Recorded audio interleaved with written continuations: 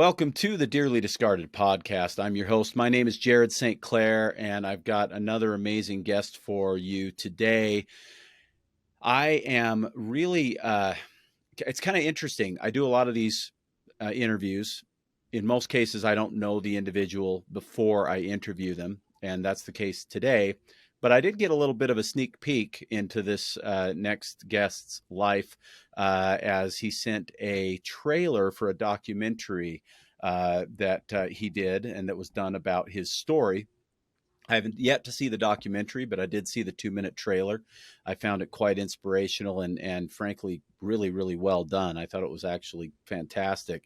And now I'm intrigued because after that little 2 minutes and a couple of minutes talking to him before having him on the air, I have found that there is a lot here that I think will be very, very interesting to you. Of course, remember that the Dearly Discarded podcast is brought to you by React 19. You can find React 19 at react19.org.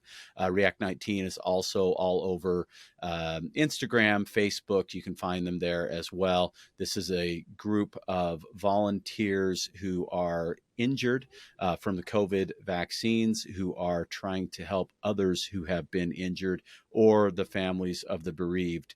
And it's an organization that I have spent a lot of time with and around. I've spoken to dozens and dozens of the members of this organization, including the people who founded it. And they are some of the most genuine and excellent people that I've ever met in my life. I highly recommend that you get involved. If you're listening to this, you're interested in it, and it is a fantastic cause. But without further ado, I'd like to go ahead and welcome my next guest, Drew Outstanding in Field. Drew, welcome to the Dearly Discarded podcast. Thank you, Jared. Thanks for having me. I really appreciate you reaching out and allowing me to kind of tell my story and possibly help out anybody else that's suffering out there, especially veterans and children. Yeah, it's unfortunately a big group of people that are struggling. And one of the things that I actually really loved about again, just the 2 minutes that I saw in the documentary is that I think I anticipate, and I'll certainly be watching this after we talk, the full documentary, that it would be inspiring to many, many people of all ilks, regardless of, what struggle they may be going through, whether it's vaccine injury or something else entirely. And I am really excited to share that documentary with our listeners. In fact, if you are listening and you're curious about the documentary, it will be linked in the show description below on whatever podcast app you're listening to, or on the Rumble feed for Dearly Discarded Podcast. So definitely check that out. Let's go ahead and get into just a little bit of the history here, Drew. You were diagnosed with something that I think is really interesting. I've known about this condition for years. And it is often associated with vaccines, even prior to the COVID vaccines. It's, in fact, my sweetie's brother was diagnosed with this, and they thought it was from the flu shot. They originally, that was the original diagnosis, but then they found out he hadn't had one. They don't know where he got it from. So it's a pretty mysterious thing, this GBS. But I think most people have never even heard of it, don't know what it is. Has that been your experience? Yes, it's hit or miss. It's either somebody knows about it and they know the horrific things that can be associated, or they've never heard of it. And if you look it up on Google, GBS or Guillain-Barré syndrome, Guillain-Barré is what some people call it as. It's been nicknamed the French polio. It can be something as simple as tingling in the hands and extremities. Or in my case, I got a severe version where I went into complete paralysis. And then not only paralysis, but it was spreading to my heart, lungs, and brain. And they needed to get me into emergency room, into the neurological ICU, the NICU, and put me into an induced coma in order to do the treatments of IVIG and plasmapheresis. Basically, that's taking out my blood, cleaning it up, and then putting it back in. And so I had quite a severe version. I was at the VA hospital for 6 months, and then recovering from that, and then also learning to walk again. And uh, eat again. I couldn't eat. I had a tubes in everywhere, basically my body, a trach. And yeah, I couldn't even swallow. My throat didn't know where to put water or food. So I had pneumonia, and it was just case after case. It was a very, I kept saying this when I was in hospital, I wouldn't wish this on my worst enemy. Yeah, it's interesting. I mean, it is a really strange ailment because there is such a wide range. It can be quite mild and it can be quite severe, like yours. And based on what I know about it, and I'm no expert, but I've definitely talked to quite a few people that have dealt with this. Yours is about as extreme a case as I've heard of. Pretty crazy stuff. So let's talk about the onset of that. What brought it on? When was it? Give us a little bit of that timeline. Sure. I was in the National Guard, the Minnesota Army Guard at the time. Previously, I had done 4 years of active duty service. Got done with that, went to college, got a degree in law enforcement, and then decided to join the Minnesota National Guard. So I spent another 14 years there. And then basically everyone was saying, get this vaccine, get it. We have it earlier. I was getting daily emails from the VA saying, come over here. We got it. You don't have to wait in line. My unit, National Guard, was saying, go get it. We got a rostered list of who has and who hasn't. And I was in grad school for an MBA, which started off as in person, and with the pandemic went to online. And then it got to the point where they were requiring the vaccine in order to stay in class, or you'd be removed from class while working remote or going to school remotely. So I was going along with everything I've been told, just like all the shots that you get in basic training and the 2 deployments that I've been on. And I thought everything was fine. We can get this and get it over with. And I was being pushed and coerced and nudged. James Lindsay talks about being nudged to do this. And so I go to the VA, and everything looks like a quarantine zone there. I get the vaccine in the atrium of Pfizer, and it was just a little strange. I was like it was going through an assembly line. They said wait for 15 minutes and then get out of here, basically. And then I go home, and the next day I get sick, and they said you're probably going to get sick. To what extent we don't know. And then a couple of days later, I get numbness, tingling in my hands and my toes. And then I'm like, all right, this is a little weird, but I felt bad before, so maybe it's nothing. And then about a week goes by, and then my muscles are getting weak. I'm not able to work out like I used to. I could barely lift plates. And this is a time where I had a 5-month-old son, and like I said, grad school, working full time, and National Guard in the middle of this pandemic that we had going on. And it's like, all right, this is just stress. I know how to suck it up and move on and get the mission done. And then finally, I told my wife, and I'm like, I really don't feel well. I don't know what's happening. And then I go to sleep, and I wake up the next day completely. When I say paralyzed, I couldn't get out of bed. I had to yell to her and say, and I'm like, I need to go to the bathroom, and I need to go to the hospital probably. And so she picks me up, puts me into a chair. It literally has to put her arms around me, lean me up, and using a chair to get to the restroom. I flop down on the toilet, and then it's like, we need to go. We need to get to the ER quickly. And so we go there, and this is in the middle of finals week. And so I'm texting my boss, my clients that I'm sending proposals to, my teachers, professors, saying, hey, I don't know what's happening. I thought I was getting COVID, and it was going to be bad. I was kind of planning on that. And then I get there, they run every test they can, MRI, CAT scan, blood work, everything you can think of. And they're like, everything came back negative, or we can't see anything, but we're pretty sure it's Guillain-Barré syndrome.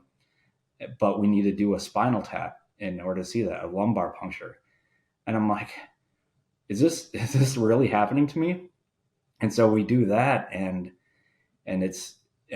once they saw that, once they had proof of, I don't know the exact details, spike proteins, something like that, the medical jargon gets a little bit intense there, but they see it and they rush me to like I said, the neurological ICU and all these things and ER, and they just kind of go to work. And I thought I was done. I thought it was my last days, my last hours, and how do we go about this? But and then at that point, I'm calling my family. I'm calling everybody. Say I don't know what's going to happen, but this is where we're at. This is what the doctors are saying, and it was scary.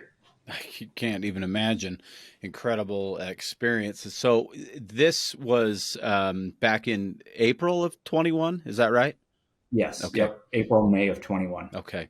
And so then, you know, you walked us through obviously the initial stages. At what point did they put you into that medically induced coma? Yep. Around that May That time. was in May as And well. So yep. basically, once you had the diagnosis and they saw how bad off you were, they decided that was the best way to save you. Essentially, is that Yep. accurate? Just like any show, ER, Grey's Anatomy, where it's go time. It's experts take the wheel. Yeah. Wow. And so you were in a coma for 7 days. Yes. And what happened after that? I wake up and I am completely paralyzed. They're telling me, maybe this was before I went in the coma. They were telling me to move my sorry, this was after I came out of the coma. They're telling me to move my toes, and I tell them I am. My neck is paralyzed, so I'm just laying there staring at the ceiling and them and the doctors. And it was a revolving door of experts and of different professions and asking so many questions. And they're telling me to wiggle my toes. And I was getting upset. I could barely talk at the time. So I'm like, I'm barely moving my mouth. And I was getting frustrated. And then they show me a mirror of my toes and nothing's moving. And that's kind of when I broke. Or that's one of the first times that I started to break, because I'm like, I thought you fixed me. But it's like, no, they stopped however you want to put it, the Guillain-Barré from getting to my heart, lungs, and brain. They stopped in its tracks. But now we have to deal with the damages and what's happened. And so it was a stuff of nightmares. I, yeah, I can't imagine. So then you were now, what is it now? You said May of 21, so we're almost 2 years removed from that now. Yes. What has life looked like since then? How long were you hospitalized? Because clearly you're not in the hospital today, and what's kind of transpired since that point? Yep. After I came out of the coma, I was slowly getting back. They're hoping I was going to recover faster. I was doing different swallow studies because speech therapist, occupational therapist, physical therapist, all these different things.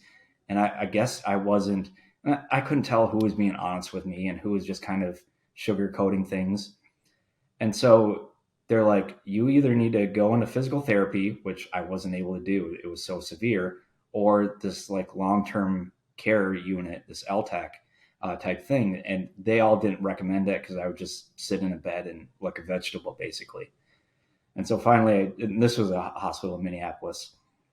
And then so finally I'm like, well, I don't know much about the VA other than I went there to get the shot. And then, so it's like, can I go to the VA? And they call them up. And this is the point when every hospital was like pretty full to its capacity. And so they called them up and I was able to go in. I had to do a quarantine for 2 weeks, or get a COVID test, do a quarantine for 2 weeks, go there, do a quarantine from everybody for 2 weeks. So basically a month goes by where I can finally see my wife. I still wasn't able to see my son. He couldn't come into the hospital. But yeah, I get to the VA hospital and it was great. Like they were all there because they wanted to help veterans, and Minnesota's known for good healthcare. And so that felt good. I had good people that were helping me, but nobody wanted to discuss where this came from. They did tell me I was allergic now to vaccines. I'm not allowed to have any vaccines. So in my mind, I'm like, okay, I'm allergic to that now, but we can't talk about that. I got this as soon as I got this vaccine, the Pfizer, 2 doses from the VA down the hall from where I was staying, that nobody wanted to connect those dots. And I could see in their eyes, some people were full into it, saying, "No, this is fine, nothing to see here. We'll take care of you, but we're not going." It it couldn't have been from this. They didn't say that, but they were in lockstep. And then other ones, I could see it in their eyes where it's like, all right, this is weird. This series of events doesn't add up, but they couldn't talk about it. I'm guessing they didn't want to put their licenses on the line, their job, their benefits, their pension, whatever motivation that they had for that. And so I stayed quiet for the last like year and a half. It wasn't until around October, November of 2022 that I'm like, okay, I'm sick of being in these four walls. It feels like a prison. I'm told to be quiet, not ask questions, and just figure it out. And also, I was released from the military at the same time that this happened too. So, which if veterans military out there, that that's a tough transition process coming from service to civilian. And so I went through that along with this medical illness and trying to raise a infant to toddler son as well. So the last 2 years have, like I said, been the stuff of nightmares, but I'm optimistic type of guy, but I need to have a plan, look at what mistakes happened in the past and how do we do this differently, because I was running Spartan races and half marathons and military field operations. And yeah, I was a staff sergeant in the military.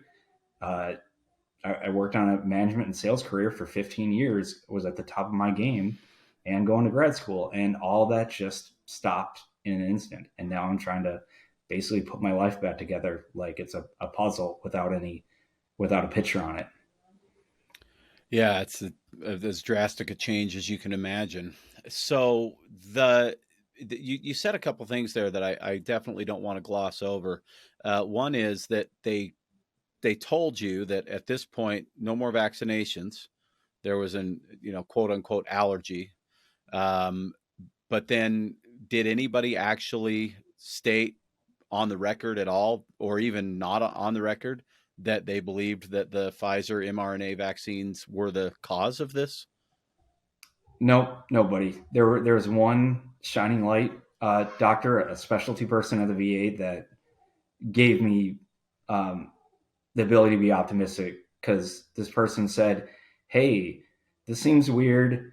Uh, they have you listed as allergic to vaccines, and that you got Guillain-Barré from the flu shot." Or she said influenza, because they didn't have a lot of notes in there. But she says this is in your record, and I'm like, I've never had influenza. I haven't had the flu shot in years, and especially not around this point. And I did have the Pfizer times 2 vaccine, 2 weeks apart, and so that led me to believe there's something weird going on. I need more answers. I need support in some kind of way, because I'm doing this on my own, pretty much. And yeah, I have cognitive, call it limitations. Technology is a little tough. I can already tell with this video, my face is starting to kind of swell up with it, but it's worth it. Like I said, I went on a trip, and I got to get out and do things, especially help out other either military members, veterans that are suffering in this or a similar way. I've heard from many people online the symptoms, similar symptoms to what I have, the cognition stuff, the neuropathy. When I say neuropathy and I came out of paralysis in certain ways, it turned into the most electrifying nerve pain that you can think of. Think of it like your most extreme sunburn, and how painful that was. And it's worse than that, and it's all the time. Yeah, the limited amount of strength. I fall all the time because I try to walk. I try to use these. I often need these devices of AFOs, ankle foot orthotics, cane. I'm pretty much attached to my cane. At this point, I don't care what people think about my looks or abilities. I just want to live and do well. But yeah, I found some shining lights, some stars of people there supporting, like you, people in the media, in legal and medical, that have good values and know that something doesn't seem right over the last couple of years. So then you said something else that I thought was interesting. You said that you kind of kept to yourself, kept quiet up to a certain point. I think you said October of last year, you decided that you wanted to change that. What sparked that change, and what have you done since to try to get a message out to people? Yeah, I mean, first it was my physical limitations. I was laying in bed, laying on the couch, watching streaming stuff, and keep in mind, I was this weight when I went in, about 170 pounds, and when I came out of the coma, I had lost 40 pounds. So Wow. I don't know what percentage of my body that would have been, but I was down to 130 and just skin and bones, weak. I just sleeping all the time, and they keep handing me medications that either enhance these symptoms or cause new ones, and not to mention the tiredness and all that. So it's like I just got to a breaking point, where it's like I need to find more natural things to do in this, and ask more questions about things I'm being told to put into my body. And so it's like, and then I'm hearing more stories similar to mine. Some Guillain-Barré, there's a more, and I may have this too, this CIDP. It's a more chronic version. You may know about that, and other people do too. I'm connected with a few more people that have this, and they're receiving IVIG, this blood treatment, once a month, and it's, yeah. I'm just looking for more answers, and not even for me, but okay, what really did it was when they started opening up the vaccine and pushing it on children that are 6 months old and requiring for the military. So when it started happening, my brothers and sisters in the military and children, and I have a toddler now. He was an infant at the time, and I'm like, no, like can we hold a minute and look more into this? I'm not for or against anything, but let's do more research and look at what could have been harmed and how people are doing this, and maybe put on the brakes, or at least hear people out. And I don't feel, I was hoping a lot of stuff would get resolved over the last 2 years since the rollout, and it hasn't, or not in the form that maybe it should.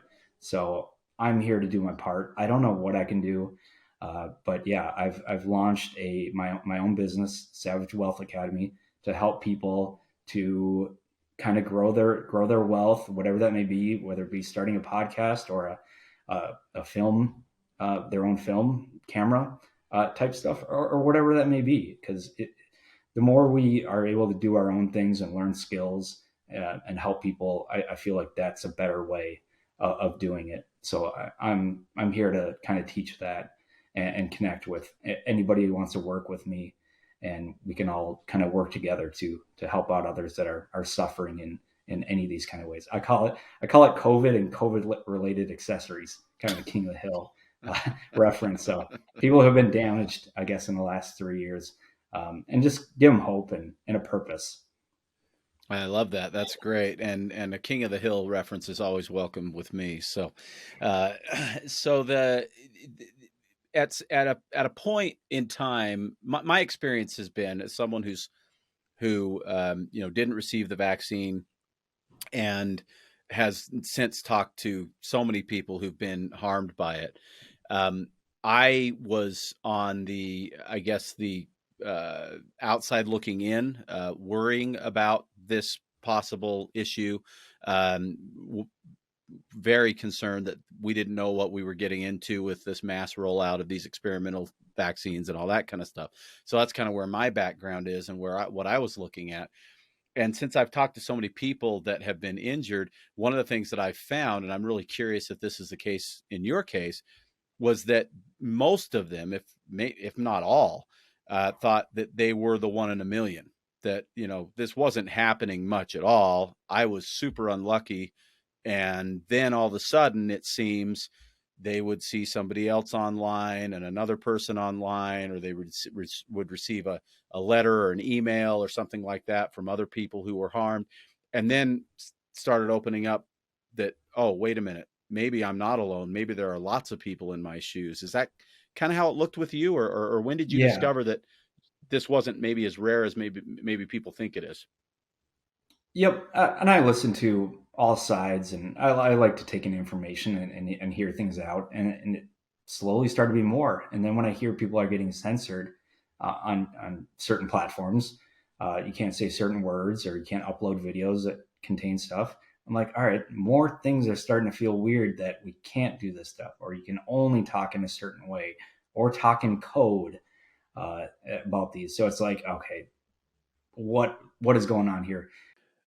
So, Drew, one of the things that I have experienced talking to so many people who have been injured over the last couple of years with these vaccines is that initially it seems most of them thought that they were the exception to the rule, the 1 in a million, type of thing that we hear about, because we heard safe and effective over and over again.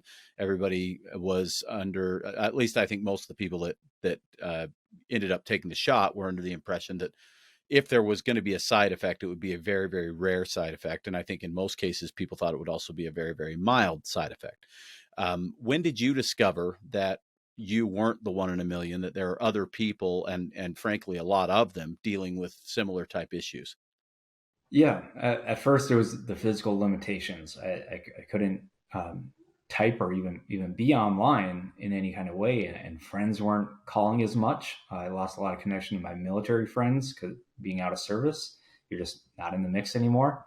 And a lot of people said they wanted to give me space, and that's kind of the opposite of what I wanted. I wanted to have community, talk to people, and kind of see what's going on. And once I was able to use my fingers again, I was able to get online and listen to audio files, to videos, to people like James Lindsay, who's been doing amazing work in this stuff, and been hearing people like Robert Malone, Dr. Robert Malone, and other people, and then that, just seeing those and seeing people write comments about this and saying, yeah, hey, I'm experiencing these similar symptoms too, the neuropathy, the burning feeling, the on the skin, the tingling, the not be able to walk. So yeah, I'm like, okay, these are starting to sound similar.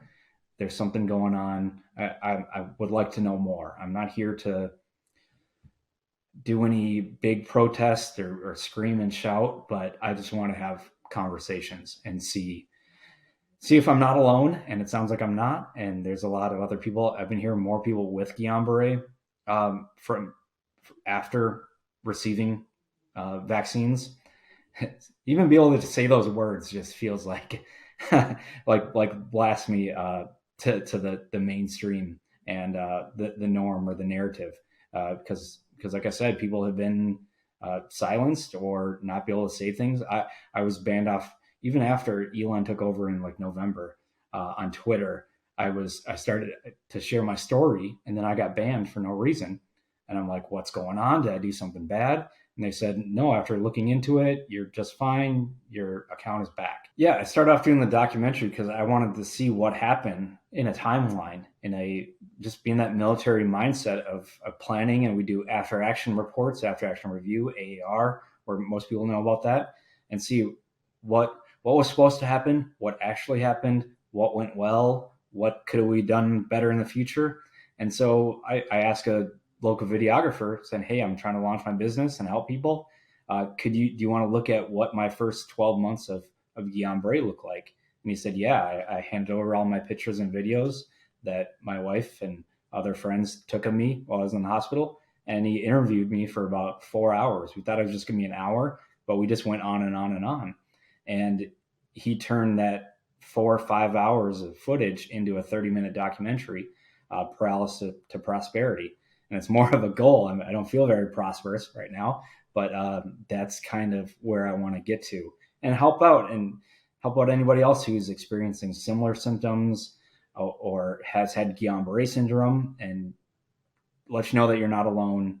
And it might not have to be this way if we just kind of ask more questions before getting wrapped up into emergency situations and taking whatever's being given to us. All right. Well, I appreciate that, and I appreciate your time. I know you've been a busy man lately with travel, and which has got to be incredibly fatiguing for you. I appreciate you taking the time to share your message here. I'm going to let you go, but for me, I will say thank you for not keeping your mouth shut. Thank you for getting out in the public eye as much as you can and letting people know that these things are real, that they do happen, and that they are happening, and that we do need to be a lot more aware than maybe we are as a public. I appreciate your willingness to throw a positive spin on an incredibly challenging time in your life. There's so much value in that, and I honor you for doing that. Thank you so much for joining me, Drew, on the Dearly Discarded podcast. Thank you so much.